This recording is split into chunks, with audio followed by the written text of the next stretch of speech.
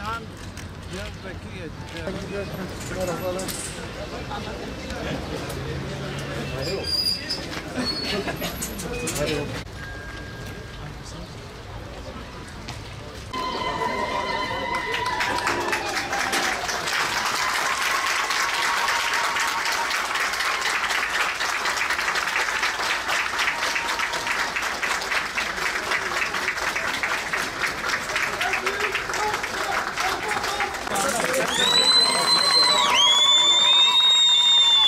Ben bütün halkımıza teşekkür ediyorum.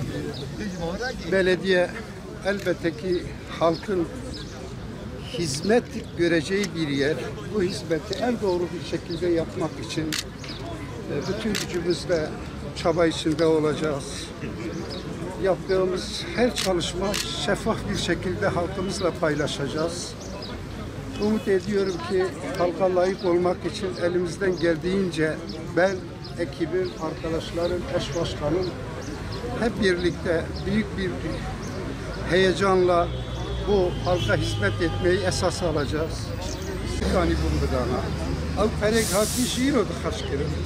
Yani rastişi alonsi aslengil peşiyamayı ne bir sabır, bir habadi, bir siyasetek vekili eşkere mi belediye kahabatları birleşiyor. Halkımızın beklentilerine yanıt verecek siyaseti izlemeyen veya duruşu göstermeyenler elbette ki bizim açımızda o halkı temsil etmez. Burada gereken düzeltmeleri yapacağımızı da ifade etmek istiyorum bugüne kadar. Siyasi partiyiz.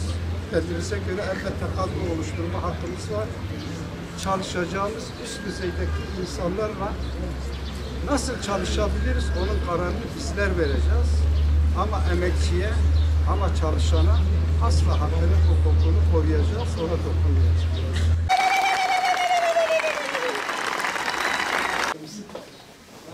Kaç kişi oturabilir? Basın yazarken yüksek. Bunu hep beraber kullanıyoruz.